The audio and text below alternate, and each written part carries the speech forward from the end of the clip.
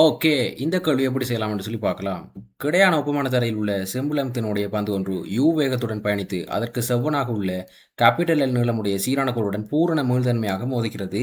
மோதலின் பின் பந்தானது ஓய்வுக்கு வருமெனின் கோளினுடைய திணிவினை என்ன சொல்றது சிம்பிள் எம் சார்பாக காண்க என்று சொல்லி உங்களுக்கு கேள்வி வருது. எப்படி செய்யலாம்னு சொல்லி பார்க்கலாம்.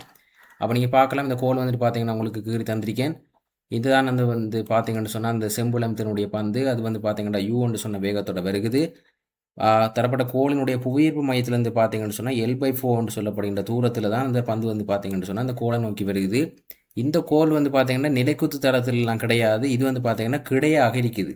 அதாவது கிடையான நிலத்தில் வந்து பார்த்தீங்கன்னா போடப்பட்டிருக்கிறது. கிடையான ஒப்பமான தரையில் வந்து தான் பார்த்தீங்கன்னா இருக்குது. இது வந்து பார்த்தீங்கன்னா நிலைக்குத்தெல்லாம் கிடையாது. ஓகே, இந்த கேள்வி எப்படி செய்யலாம்னு சொல்லி பார்க்கலாம். இந்த பந்து வந்து பார்த்தீங்கன்னு சொன்னால் இந்த கோலை வந்துட்டு அடிக்கக்குள்ளே இந்த பந்து வந்து பார்த்தோம்னு சொன்னால் அந்த கோலை வந்து அடிக்கக்குள்ளே இந்த இடத்துல என்ன செய்ய போகுதுன்னு சொன்னால் இந்த தரப்பட்ட பந்து இந்த கோலுக்கு ஒரு கணத்தாக்க வந்து பார்த்தோம்னு சொன்னால் இந்த திசையில் வந்துட்டு கொடுக்க போகுது. இந்த திசையில் வந்து பார்த்தீங்கன்னு சொன்னால் கணத்தாக கொடுக்க போகுது.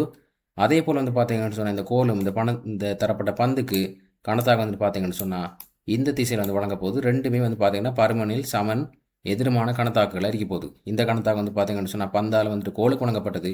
இங்காலைக்கு கணத்தாக வந்து பார்த்தீங்கன்னு சொன்னால் கோலால் வந்து பந்துக்கு வழங்கப்பட்டது என்று சொல்லி வரப்போகுது. தொடர்ச்சி வந்து பார்த்தோம்னு சொன்னால் நம்ம என்ன செய்ய போகிறோம்னு சொன்னால் இந்த இடத்துல வந்து பார்த்தோம்னு சொன்னால் அதுக்குரிய பேர்களை வந்து மார்க் பண்ணிக்கொள்கிறேன். இதில் பேர் வந்து பார்த்தீங்கன்னா ஜே, அதே போல் வந்து பார்த்தீங்கன்னு சொன்னால் இதுவும் ஜேன்னு சொல்லி மார்க் பண்ணிக்கொள்கிறேன். நீங்கள் மேலே வந்து கேள்வி வாட்சிங்கன்னு சொன்னது தெரியும். அதில் சொல்லிக்காங்க மோதலின் பின் பந்தானது ஓய்வுக்கு வருது என்று சொன்னால் இந்த பந்தில் உயர்த்தப்பட்ட இந்த கணத்தாக்கு ஜேயின் காரணமாக அந்த பந்து வந்து பார்த்தீங்கன்னு சொன்னால் ஓய்வுக்கு வருகுது. ஆனால் இந்த கோலுக்கு உயர்த்தப்பட்ட இந்த கணத்தாக்கின் காரணமாக கோளினுடைய புவியீர்ப்பு மையத்தில் வந்து பார்த்தீங்கன்னு சொன்னால் கட்டாயமாக ஒரு நேர்கோட்டு வேகம் வரப்போகுது என்று சொன்ன விஷயத்தை நம்ம கட்டாயமாக குறிக்க வேண்டும். கட்டாயமாக இந்த இடத்துல வந்து பார்த்தீங்கன்னு சொன்னால் நேர்கோட்டு வேகம் வரப்போகுது. ஓகே, அது மட்டுமா வரும் என்று சொல்லி கேட்டால் சத்தியமாக கிடையாது. உண்மையில் வந்து பார்த்தீங்கன்னு சொன்னால் அதனுடைய புவியீர்ப்பு மையம், அதாவது கோளினுடைய புவியீர்ப்பு மையம் வந்து பார்த்தோம்னு சொன்னால் கிட்டத்தட்ட வந்து பார்த்தீங்கன்னு சொன்னால் மேலே நீங்கள் பார்க்கலாம் L/4 சொன்னப்பட்ட தூரத்தில் இருக்குது இல்லையா. அப்போ இந்த தூரம் வந்து பார்த்தோம்னு சொன்னால் L/4 சொல்லப்படுகின்ற தூரமாக இருக்குது. இந்த புவியீர்ப்பு மையத்திலேருந்து ஜேக்கான தூரம் L/4. ஸோ அதனால் வந்து பார்த்தீங்கன்னு சொன்னால் கட்டாயமாக வந்துட்டு பார்த்தோம்னு சொன்னால் புவியீர்ப்பு மையம் பற்றி இடம் சுழி திசையில் வந்து பார்த்தீங்கன்னு சொன்னால் இது ஒமேகான்னு சொன்ன ஒரு சுழல் கதியோட வந்துட்டு பார்த்தோம்னு சொன்னால் புவியீர்ப்பு மையம் பற்றி வந்து பார்த்தோம்னு சொன்னால் சுழல போகுது. ஸோ இந்த விஷயத்தை நம்ம கட்டாயமாக மார்க் பண்ணணும். அடுத்து வந்து பார்த்தீங்கன்னு சொன்னால் இந்த கேள்வி செய்கிறதுக்கான மெத்தட் என்னன்னு சொன்னால் மோதுகை நடக்கிற டைமில் வந்து பார்த்தீங்கன்னு சொன்னால் இதான் வந்து பார்த்தீங்கன்னா மோதுகை நடக்கிற டைம். மோதுகை நடக்கிற டைமை நீங்கள் வடிவ ஒத்து பார்த்தீங்கன்னு சொன்னால் தெரியும். இதில் வந்து பார்த்தீங்கன்னா 2 வந்து விசைன்னு சொல்லலாம். என்ன மிகச்சிறிய நேரத்தில் ஏற்படுத்தப்பட்ட மிகப்பெரிய விசை தான் வந்து பார்த்தீங்கன்னா கணத்தாக்கு. அதான் நான் ஜேன்னு சொல்லியிருக்கேன். ஸோ இந்த இடத்துல வந்து பார்த்தீங்கன்னா உருவாக்கப்பட்ட அந்த மிகச்சிறிய நேரத்தில் ஏற்படுத்தப்பட்ட மிகப்பெரிய விசைகள் வந்து பார்த்தீங்கன்னா இடப்பக்கம் ஜெயம் இருக்குது, வலப்பக்கம் ஜெயம் இருக்குது. அப்போ நீங்கள் தொகுதியாக பார்க்கக்குள்ள வந்து பார்த்தீங்கன்னு சொன்னால் ரெண்டுமே வந்து பார்த்தீங்கன்னா கேன்சல் ஆகும். 2 விஷயம் வந்து பார்த்தீங்கன்னா கேன்சல் ஆகும். ஸோ ஏகபரிமாண உந்தகாப்பு தத்துவத்தை நம்ம என்ன செய்யலாம்னு சொன்னால் இந்த சிஸ்டத்துக்கு பயன்படுத்திக் கொள்ளக்கூடியதாக இருக்கும். அது முதலாவது பாயிண்ட். அப்போ நம்ம என்ன செய்யலாம்னு சொன்னால் ஏகபரிமாண உந்தகாப்பு தத்துவத்தை பயன்படுத்தலாம். ஸோ ஏகபரிமாண உந்தகாப்பு தத்துவத்தை நான் என்ன செய்யப்படுறேன்னு சொன்னால் பயன்படுத்தப்படும். ஸோ டிரான்ஸ்லேஷன் மோஷன் சொல்லுவாங்க. அப்போ ஆரம்ப உந்தம் வந்து பார்த்தீங்கன்னு சொன்னால் அதாவது ஆரம்பத்தில் காணப்படுற உந்தம் வந்து பார்த்தோம்னு சொன்னால் இறுதியில் காணப்படுற உந்தத்துக்கு வந்து பார்த்தீங்கன்னு சொன்னால் என்ன சொல்கிறேன் இறுதியில் காணப்படுற உந்தத்துக்கு வந்து பார்த்தீங்கன்னா சமன் அடிக்கும். அப்போ நம்ம ஆரம்பத்தில் இருக்கிற உந்தத்தை வந்து பார்த்தோம்னு சொன்னால் எம்தனுடைய பந்து யூன்னு சொன்ன வேகத்தோட வருகுது. அப்போ நம்ம என்ன செய்யலாம்னு சொன்னால் M/U சொல்லி எழுதலாம். ஆரம்பத்தில் வந்து பார்த்தீங்கன்னு சொன்னால் வர உந்தம்னு சொல்லி வரப்போகுது. இறுதியில் வந்து பார்த்தீங்கன்னு சொன்னால் என்ன உந்தம் இருக்குதுன்னு சொன்னால் இந்த தரப்பட்ட கோல் வந்து பார்த்தோம்னு சொன்னால் Bன்னு சொன்ன வேகத்தோட போகுது. இந்த கோலினுடைய துணிவை நாம் M' சொல்லி வச்சுக்கொள்கிறேன். ஸோ M' வந்து பார்த்தீங்கன்னு சொன்னால் பிஆல் வந்து பார்த்தீங்கன்னு சொன்னால் பெருக்க போகிறோம். அப்போ இது வந்து பார்த்தீங்கன்னா முதலாவது சமன்பாடுன்னு சொல்லி வரப்போகுது. ஓகே, ரெண்டாவது நம்ம என்ன செய்யலாம்னு சொன்னால் நீங்கள் இந்த புவியீர்ப்பு மையத்தை பற்றி பார்த்தீங்கன்னு சொன்னால் அதாவது மோதிர கணத்தை வச்சு தான் நம்ம கேள்வி செய்கிறோம்.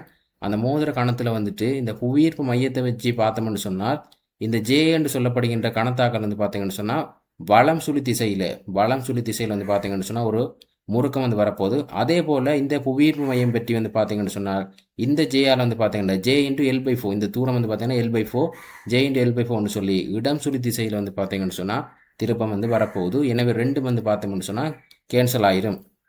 அதாவது பார்த்தீங்கன்னு சொன்னால் ஆங்குலர் இம்பல்ஸ்ன்னு சொல்ல போகிறாங்க. ஸோ இதில் வந்து பார்த்தீங்கன்னா வலப்பக்க திசையில் ஆங்குலர் இம்பல்ஸ் வந்து பார்த்தீங்கன்னு சொன்னால் J/L/4 சொல்லி வரும். இடப்பக்க திசையில் ஆங்குலர் இம்பல்ஸ் வந்துட்டு பார்த்தீங்கன்னா J/L/4 சொல்லி வரும். ரெண்டும் கேன்சல் ஆகிற படியால் வந்து பார்த்தீங்கன்னா தொகுதிக்கு கேன்சல் ஆகிற படியால் தொகுதிக்கு கோணம் வந்து காப்பு தத்துவத்தை நம்ம என்ன செய்யலாம். அதனால தான் வந்து பார்த்தீங்கன்னா கோணம் வந்து காப்பு தத்துவத்தை நம்ம என்ன செய்யலாம்னு சொன்னால் பயன்படுத்திக் கொள்ளக்கூடியதாக இருக்குது. எனவே ஆரம்பத்தில் காணப்பட்ட கோணம் வந்து பார்த்தீங்கன்னு சொன்னால் இறுதியில் காணப்பட்ட கோணந்தத்துக்கு வந்து பார்த்தீங்கன்னு சொன்னால் சமனாக காணப்பட போகின்றது. எனவே நான் அந்த அடிப்படையில் வந்து பார்த்தீங்கன்னா ஆரம்பத்தில் என்ன கோணம் வருகுதுன்னு சொன்னால் புவியீர்ப்பு மையம் பற்றி வந்து பார்த்தீங்கன்னு சொன்னால் கோள் வந்து எந்த ஒரு இயக்கத்திலையும் காணப்படலை.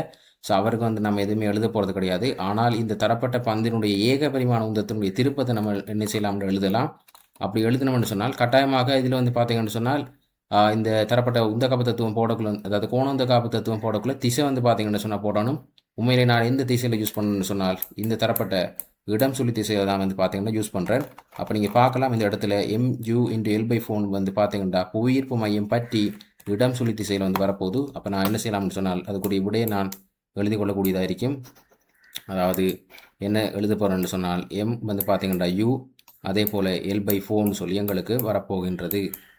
அப்போ இறுதிக்கட்டத்தில் என்ன நடக்க போகுது என்று சொன்னால் இறுதிக்கட்டத்தில் வந்து பார்த்தீங்கன்னா பந்து தான் ஓய்வடைஞ்சிட்டு அப்போ இந்த கோல் மட்டும்தான் அதில் புவியீர்ப்பு மையம் பற்றி வந்து பார்த்தீங்கன்னு சொன்னால் சுத்த போகுது. ஸோ புவியீர்ப்பு மையம் பற்றி வந்து பார்த்தீங்கன்னு சொன்னால் இவரை கோணம் வந்து I ஒமேகான்னு சொல்லி வரப்போகுது. இவர் கோலன்னு சொன்னபடியால் இவருக்கு வந்து பார்த்தீங்கன்னு சொன்னால் அவரோட அந்த தரப்பட்ட புவியீர்ப்பு மையம் அச்சு பெட்டி சடத்து திருப்பம் 1/12 ml வர்க்கம்னு சொல்லி வரப்போகுது. 1/12 ml வர்க்கம்னு சொல்லி வரப்போகுது. ஒமேகான்னு சொல்லி வரப்போகுது.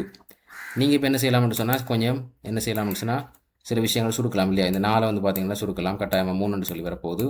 அதே போல் நம்ம வந்து பார்த்தீங்கன்னா காடும் கவனமாக இருக்கணும். இந்த இடத்துல வந்து பார்த்தீங்கன்னா இது வந்துட்டு பந்தினுடைய திணிவு இல்லையா. இது வந்து பார்த்தீங்கன்னா பந்தினுடைய திணிவு. இது வந்து பார்த்தீங்கன்னா கோலினுடைய திணிவு. நம்ம வந்து M' சொல்லி வச்சுக்கொண்டோம். வந்து பார்த்தீங்கன்னா அப்படி சில நேரம் வந்து பார்த்தீங்கன்னா மிஸ்டேக் விட்டால் ரெண்டே வந்து வெட்டிட்டு போகிறது வாய்ப்பு இருக்குது. ஸோ இது வந்து பார்த்தீங்கன்னா M'. நம்ம அதே போல் வந்து பார்த்தோம்னு சொன்னால் என்ன செய்யலாம்னு சொன்னால் இந்த இடத்துல வந்துட்டு பார்த்தீங்கன்னா இந்த எல்லையும் வந்து வெட்டி கொள்ளக்கூடியதாக இருக்கும். இந்த எல்லையும் வந்து பார்த்தீங்கன்னா வெட்டி கொள்ளலாம். அப்படி ஒன்ஸ் வந்துட்டு நம்ம செஞ்சிட்டோம்னு சொன்னால் நமக்கு என்ன வந்துட்டு பார்த்தீங்கன்னு சொன்னால் பேலன்ஸ் ஆகிருக்கு லெஃப்ட் ஆகிருக்க போகணும்னு சொன்னால் நமக்கு MU சொல்லி வரப்போகுது. தொடர்ச்சி வந்து பார்த்தீங்கன்னு சொன்னால் என்னுடைய வலப்பக்க திசையில் M' வரப்போகுது. அதே போல் L ஒமேகா அதன் கீழ் 3ன்னு சொல்லி வரப்போகுது. L ஒமேகா அதன் கீழ் 3ன்னு சொல்லி வரப்போகுது. அப்படின்னு சொல்லி நம்ம என்ன செஞ்சிட்டோம்னு சொன்னால் விஷயங்களை வந்துட்டு கண்டுபிடிச்சிட்டோம். அதாவது மேலே வந்து பார்த்தீங்கன்னா முதலாவது ஏகபரிமாண உந்த காப்பு தத்துவம்னு சொல்கிற கான்செப்ட் வந்து யூஸ் பண்ணிக்கேன். ரெண்டாவது பார்த்தோம்னு சொன்னால் கோணந்த காப்பு தத்துவம்னு சொன்ன கான்செப்ட் வந்து யூஸ் பண்ணிக்கேன். அதில் வந்து பார்த்தீங்கன்னா கோணந்த காப்பு தத்துவத்தை இந்த திசையில் போட்டிருக்கேன். இப்போ நம்ம என்ன செய்யலாம்னு சொன்னால் மோதிகை வந்துட்டு பூரண மீள்தன்மை மோதிகைன்னு சொல்லி கேள்வியில் சொல்லப்பட்டிருக்கிறது. எனவே நம்ம என்ன செய்யலாம்டா நியூட்டனுடைய பரிசோதனை விதியை வந்து யூஸ் பண்ணலாம். அப்போ நியூட்டனுடைய பரிசோதனை விதியை யூஸ் பண்ணுறதுக்கு முதல் வந்து பார்த்தீங்கன்னு சொன்னால் இந்த பந்து அடிக்கிற இந்த கோலினுடைய இடத்துல இருக்கிற கதியை நம்ம கண்டுபிடிக்கணும். அது வந்து பார்த்தீங்கன்னா பெரிய கஷ்டமான விஷயமே கிடையாது. இந்த இடத்துல இருக்கிற கதி என்னன்னு சொன்னால் இந்த இடத்துல இருக்கிற கதி என்னன்னு சொல்லி பார்த்தோம்னு சொன்னால் கட்டாயமாக நமக்கு தரப்பட்ட ஏகபரிமாண வேகம் வந்து பார்த்தீங்கன்னு சொன்னால் இந்த கோலினுடைய ஏகபரிமாண வேகம் கட்டாயமாக வரப்போகுது. அதே போல் வந்து பார்த்தீங்கன்னா இது சுத்திரபடியால் L/4 ஒமேகா வந்து பார்த்தீங்கன்னு சொன்னால் அந்த இடத்துல வரப்போகுது. அப்போ மொத்த வேகம் வந்து பார்த்தீங்கன்னா V + L/4 ஒமேகான்னு சொல்லி இந்த இடத்துக்கான வேகம் வந்து பார்த்தீங்கன்னு சொன்னால் வரப்போகுது. அப்போ நியூட்டனுடைய பரிசோதனை விதி வந்து பார்த்தீங்கன்னா பிரிகை சார்பு வேகம் அதாவது B செப்பரேஷன் என்று சொல்லி சொல்லுவோம். அந்த பிரிகை சார்பு வேகம் அது வந்து பார்த்தீங்கன்னு சொன்னால் அணுகு சார்பு வேகம்னு சொல்லி சொல்லுவாங்க. அதன் கீழ் அணுகு சார்பு வேகம் அது வந்து பார்த்தீங்கன்னு சொன்னால் மீள்தன்மை குணகத்துக்கு வந்து பார்த்தீங்கன்னு சொன்னால் சமனாக இருக்கும். இதான் வந்து பார்த்தீங்கன்னா நியூட்டனுடைய பரிசோதனை விதி. அப்போ B செப்பரேஷன் என்னென்னு சொல்லி சொன்னால் B செப்பரேஷன் நீங்கள் பார்க்கலாம் இந்த எடுத்து வச்சிருக்கேன். இவருக்கு தான் வேகமே இல்லை 0. ஸோ வந்து பார்த்தீங்கன்னா V + L/4 ஒமேகான்னு சொல்லி வரப்போகுது. இந்த இடத்துல வந்து பார்த்தீங்கன்னு சொன்னால் V + L/4 ஒமேகான்னு சொல்லி எங்களுக்கு அந்த விடைகள் வந்து பார்த்தீங்கன்னா வரப்போகுது.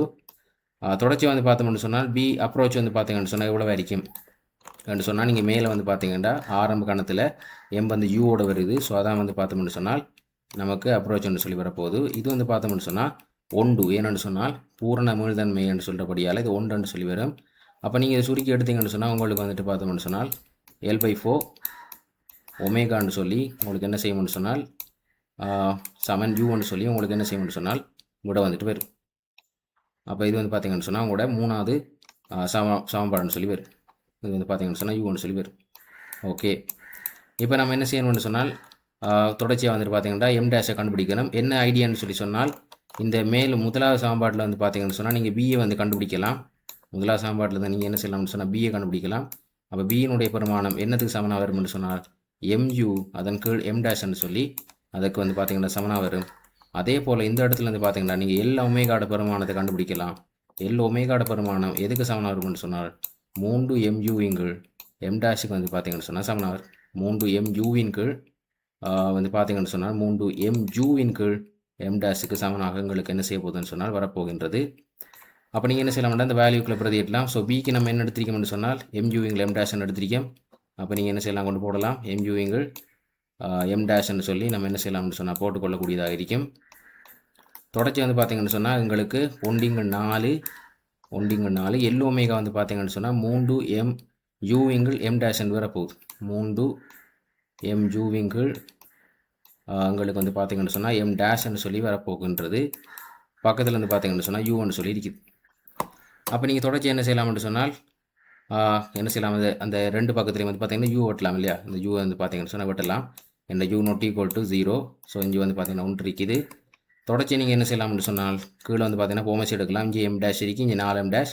அப்போ இங்கே 4 எம் டேஷ் என்ன செய்யலாம்னு சொன்னால் போமஸ் எடுத்துக்கொள்ளக்கூடியதாக இருக்க போகின்றது. 4 எம் டேஷை போமஸ் எடுத்துட்டீங்கன்னு சொன்னால் உங்களுக்கு நான் நினைக்கிறேன் மேலே வந்து பார்த்தீங்கன்னு சொன்னால் உங்களுக்கு 7 எம்ன்னு சொல்லி வரும். அதாவது 7 எம்ன்னு சொல்லி உங்களுக்கு வந்து வரப்போகுது. வலப்பக்கத்தில் 1ன்னு சொல்லி நிற்க போகுது. அப்போ எம் டேஷனுடைய பெருமானம் என்னன்னு சொல்லி வரப்போகுதுன்னு சொன்னால் உங்களுடைய விட வந்து பார்த்தீங்கன்னா 7 4ன்னு சொல்லி வரப்போகுது. அப்போ இது வந்து பார்த்தீங்கன்னா இது மேட்ச் இல்லையா. அதாவது பார்த்தீங்கன்னு சொன்னால் இது சுருக்கியிருக்கேன். அதாவது வந்து பார்த்தீங்கன்னு சொன்னால் இந்த ஈக்குவேஷன் எடுத்தோம். எந்த ஈக்குவேஷன் எடுத்திருக்கோம்னு சொன்னால் நாங்கள் வந்துட்டு 3வது ஈக்குவேஷன், அதாவது நியூட்டனுடைய பரிசோதனை விதி யூஸ் பண்ணி இந்த ஈக்குவேஷன் எடுத்தோம் இல்லையா. ஸோ இந்த ஈக்குவேஷன் நம்ம என்ன செய்யணும்னு சொன்னால் பிஏஎம் எல் ஒமேகாவை வந்து பார்த்தீங்கன்னா நீக்கிறோம். இந்த பிஏஎம் எல் ஒமேகாவை நீக்கிறோம். அது வந்து பார்த்தீங்கன்னு சொன்னால் பிஏஎம் எல் ஒமேகாவை வந்து பார்த்தீங்கன்னு சொன்னால் நம்ம நீக்கிறோம்.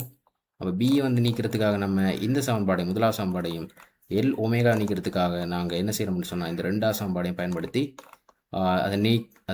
அதை நீக்கி விட்டு நம்ம என்ன செய்யணும்னு சொன்னால் எம் டேஷனுடைய பிரமாணத்தை கண்டுபிடிச்சு கொள்ளக்கூடியதாக இருக்கும்.